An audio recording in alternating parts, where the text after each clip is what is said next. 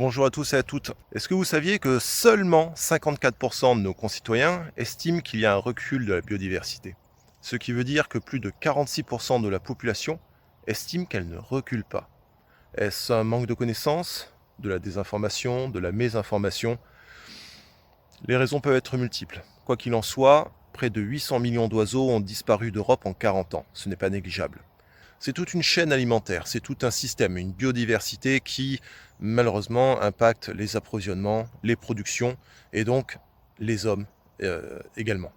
Dans chaque département, des techniciens qui ne sont pas forcément des chasseurs, et ça c'est bon à savoir, des techniciens qu'on peut appeler de biodiversité, des techniciens haies, vont contribuer avec le budget des fédérations de chasse de chaque département à la replantation de haies, à la protection de la biodiversité, la recréation d'espaces naturels, de petits étangs, de petites mares, etc.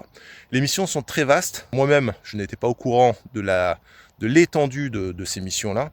Et c'est en m'approchant de la Fédération des chasseurs dans le cadre d'une démarche visant à obtenir leur soutien pour la plantation de haies que j'ai pu découvrir l'étendue de ces missions. Si vous avez des grands terrains, si vous avez des projets de réimplantation de haies, vous êtes agriculteur, particulier, vous disposez de plusieurs hectares, vous avez même un grand terrain en tant que particulier et vous souhaiteriez par exemple réimplanter une zone humide, entretenir même un étang. Je rappelle que ces techniciens haies, comme je les appelle, ne sont pas forcément des chasseurs. Ce sont des spécialistes de l'environnement qui travaillent pour la Fédération des chasseurs, donc sont salariés par la Fédération des chasseurs, exercent grâce au budget alloué par la Fédé à des missions au profit de la biodiversité sur vos terrains. Dans le cadre de mon projet de camping thématique sur l'autonomie des foyers à Coutançouze, j'avais la possibilité donc d'implanter de nombreuses haies afin de délimiter les parcelles des futurs emplacements et également donc de sécuriser les lieux. J'avais donc pris contact avec la Fédération des chasseurs donc du département de l'Allier. Un technicien haie est venu directement sur place, examiner les terrains, voir les différentes espèces qui pouvaient être implantées sur ces haies.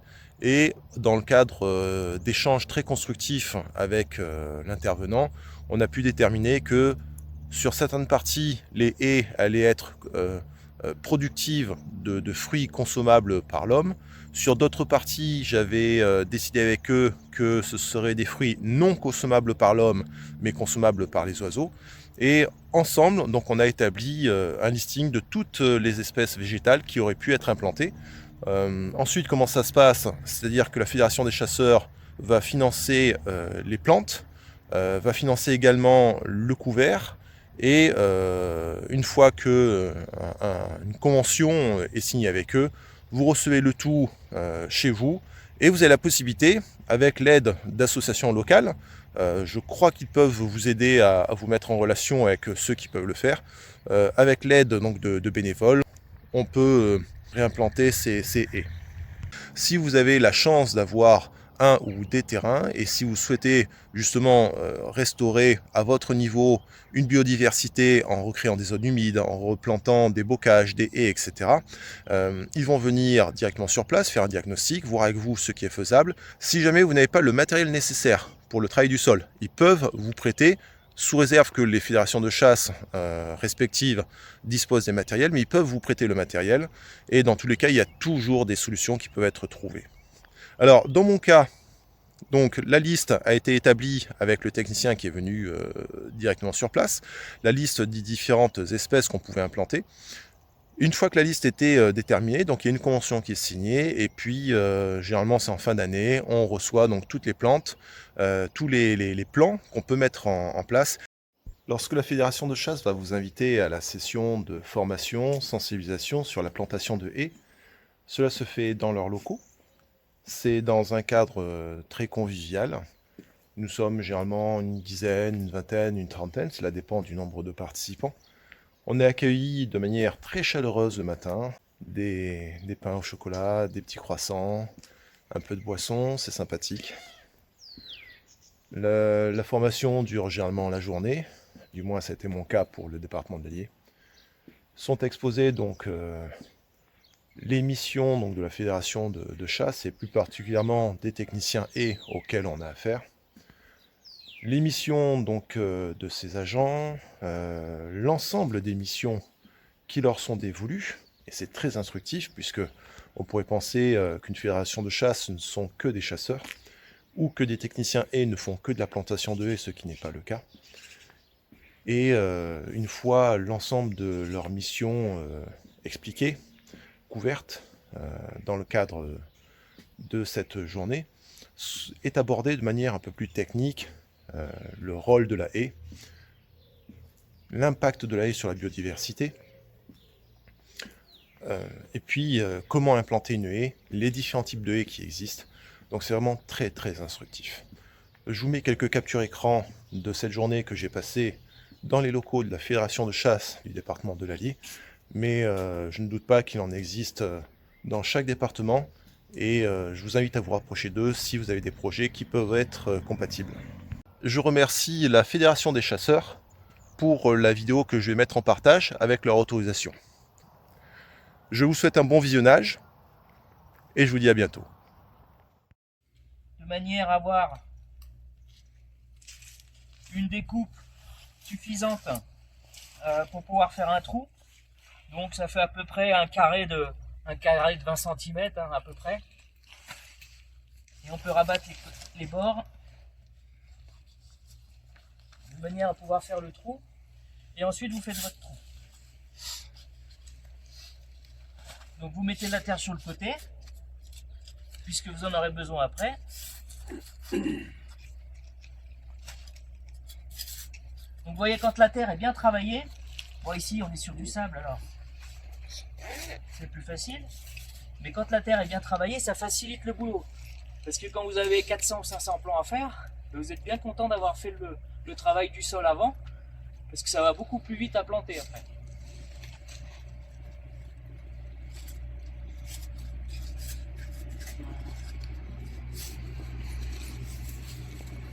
C'est Christian qui arrive.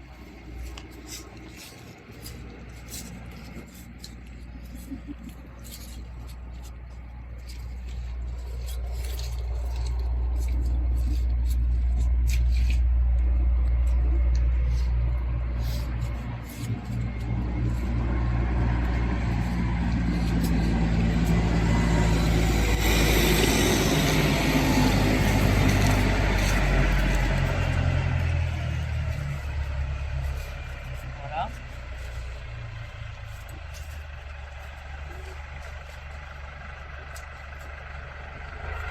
Vous veillez à bien ne pas piller les racines, à vérifier que le trou est suffisant, et puis à respecter, une fois que le trou est suffisant, à respecter la hauteur de plantation.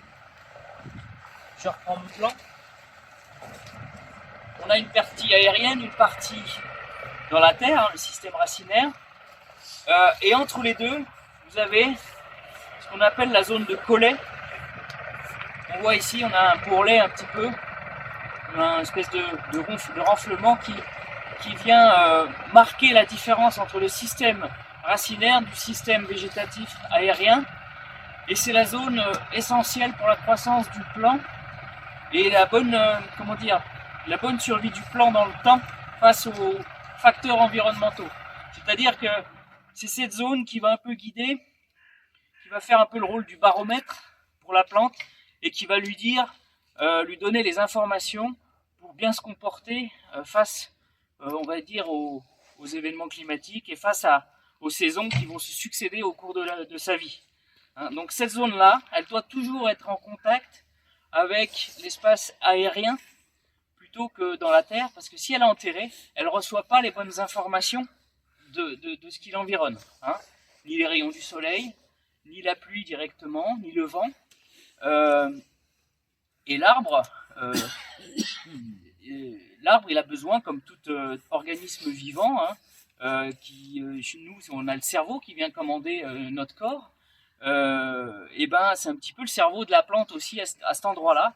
C'est ce qui va venir lui dire quand est-ce qu'il faut perdre ses feuilles, quand est-ce qu'il faut faire de la cellule de croissance, quand est-ce qu'il faut flétrir les feuilles parce qu'on est en période de sécheresse. Voilà, c'est vraiment là que tout va être capté, que les informations vont circuler. Donc cette partie-là ne doit pas être enterrée, sinon vous allez avoir un plant au pire qui va crever, au mieux qui va végéter et qui va rester haut comme ça pendant 5-10 ans. Il ne sera pas mort, mais il n'aura pas les bonnes informations. Dans le cas du noisetier, moi j'ai déjà eu le cas, donc c'était enterré, il n'y avait jamais de nouveaux bourgeons qui repartaient de la base. Ceux-là bourgeonnaient et végétaient un peu, mais ils étaient toujours vivants. Mais il n'y avait rien qui ressortait du bas, et bon, il a fini par mourir au bout de 4-5 ans, à être enterré du collet. Voilà. Donc, je remets en terre. Je veille à ce que ma zone de bourgeon, de collet, pardon, soit visible. Et je remets ma terre, évidemment, que je viens d'enlever, en veillant bien à la bonne répartition de part et d'autre. Potentiellement, les herbes pourront pousser à cet endroit-là. Donc, pour ça, avec les bâches, avec les plants, parce que avec les bâches, on ne les a pas reçus. Mais vous recevrez, pour ceux qui ont des bâches, des collerettes. Ce qu'on appelle des collerettes, c'est tout simplement des carrés de bâches qui sont découpés et prédécoupés au centre pour pouvoir être positionnés dans le trou que vous venez de faire. Alors, il faut d'abord le rentrer.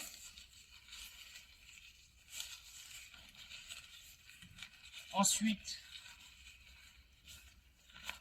le tourner de manière à ce que ça englobe bien le plan. Alors ici c'est particulier parce qu'on a un multi-brin. Donc comme le disait Valentin, ce ne sera pas le cas la plupart du temps. Ce sera des monobrins que vous aurez, donc ça sera plus facile à planter. De manière à ce que la bâche que vous avez découpée au départ et la collerette viennent se superposer parfaitement et recouvrir le trou que vous venez de faire. À cela, on rajoutera, et on n'en a pas là, mais on va faire semblant, Gravette. ce qu'on appelle de la gravette. Mais l'idéal, c'est d'avoir un saut de petit gravier que vous ferez suivre tout au long de la plantation. Pourquoi ? Pour venir recouvrir la collerette qu'on vient de poser et d'éviter sa prise au vent. Parce que vous avez vu, c'est juste un carré de bâche. Si le vent se met dedans, la collerette, elle va vite partir au loin et elle jouera plus son rôle. Donc, rajoutez toujours 1 ou 2 poignées de petits graviers ou de sable, ou même de plaquettes, ou de ce que vous pouvez avoir d'assez lourd pour pouvoir empêcher la prise au vent au niveau de l'ouverture. C'est important, ça vous fera moins de boulot après pour le suivi. Et surtout, ça sera mieux perçu aussi par l'entourage d'éviter de voir des bouts de plastique qui volent après la plantation. Donc ça, c'est essentiel. Voilà, tu veux rajouter quelque chose, sinon on peut parler de protection. Vas-y. Donc les grandes protections, donc, qui seront pour les arbres. Donc 3 piquets de châtaignier. 3 piquets de châtaignier que vous n'allez pas mettre tout droit, mais un petit peu incliné comme ça. Vous allez voir pourquoi. Alors les protections hautes et basses, c'est tout simplement une différence de gaine. Et on a des grandes gaines, des petites gaines, avec des grands échalas et des petits échalas pour la petite gaine, évidemment. Simplement, ici, c'est quand on va évaluer chez vous s'il y a un risque de déprédation de lièvre ou de lapin.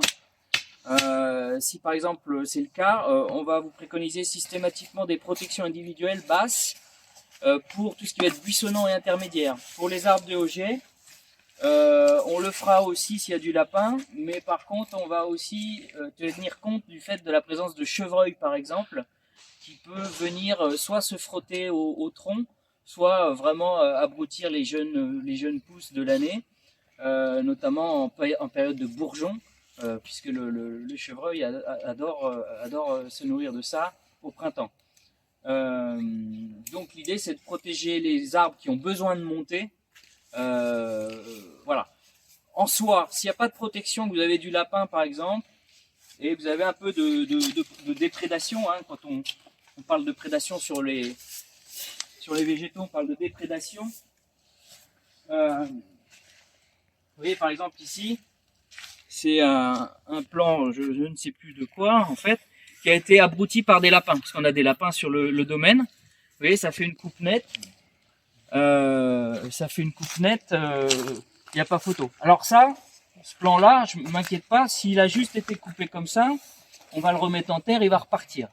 Par contre, si la nuit suivante, il y a encore un lapin qui vient, qui continue, et qui fait ça tous les jours quasiment, il va arrêter de pousser, au bout d'un moment il va s'épuiser, hein. On dit que la plante s'épuise et elle va crever, tout simplement.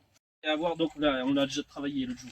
Elle vous arrive comme ça, hein, quelque chose de plat. Donc vous imaginez que si vous mettez ça autour d'un arbre, ça va pas le faire. Parce que ça va être complètement plaqué contre lui. Donc ce que vous allez faire, c'est essayer de vous le pliez à contresens de ce qui est la pliure originelle. Vous pouvez le rouler comme ça pour vraiment, même si c'est pas très bien fait, ça va lui faire prendre une forme plutôt carrée. Vous voyez, hop, tac, vous avez un carré à la fin. Hop. Et comme dit Bertrand, c'est toujours mieux de le faire à deux. Alors, c'est vrai que les protections, vous pouvez le faire tout seul, mais le mieux c'est à deux. Attends, justement, on va montrer pourquoi. Parce que Valentin les a posés donc un peu écartés comme ça volontairement, parce que le but, même s'il faut un peu plus les planter, parce que là, ça bouge trop. Il faut vraiment que le plant, tu vois, ramasser, s'il te plaît, que le piquet soit vraiment enfoncé, hein. Voilà, qu'il soit stable dans le.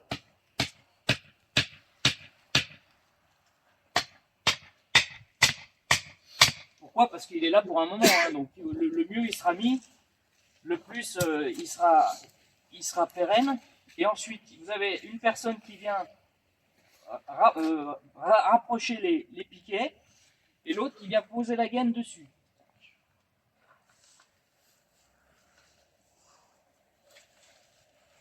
On fait attention au passage du plan. On essaie de rabattre les tiges. Et l'idée, les plants, une fois qu'ils vont s'écarter, vont amener la tension nécessaire pour bien caler la gaine autour et éviter aussi qu'elle s'en aille avec une prise au vent éventuelle. Et surtout, voilà, de la maintenir dans le temps suffisamment tendue et écartée pour laisser l'espace nécessaire au plant de croître à l'intérieur. On rajoutera à ça, et on n'en a pas actuellement, la possibilité d'agrafer. Hein. Sur ces piquets-là, vous pouvez le faire. On verra que sur les petits, on fera autrement. Mais si vous avez une agrafeuse, c'est toujours mieux parce que là, on est sûr que la gaine, elle partira pas. Hein. Si vous mettez 2-3 points d'agrafe et que les chevreuils peuvent venir se frotter et vous le faire ça. Ouais, et ensuite, voilà. donc, les lapins auront accès, etc. C'est pour ça qu'il faut le faire avant parce que c'est plus simple et mieux fait. Et donc voilà, vous avez quelque chose de retroussé et là, il n'y a pas moyen que ça s'abîme le jeune tronc. Enfin l'écorce jeune du petit plant. Quoi. Et voilà. Pour les basses, c'est un petit atelier peut-être à faire avant de se mettre à mettre les plants en terre ou après. Enfin, c'est bien de tout faire d'un coup. Donc pareil, là c'est plus souple. Hein, donc vous essayez de plier un petit peu et vous allez faire du tressage. Donc vous prenez votre bambou, hein, 3 bambous par gaine, et vous enfoncez comme ça, un passage, tac, 2 passages, et un 3e passage. Je vais en faire plus, mais c'est pas forcément utile. Et donc, et à la fin, vous avez donc vos 3 bambous, et vous plantez comme ça dans le sol, et ce sera un peu le même principe qu'ici, avec 3 petits bambous pour la gaine basse.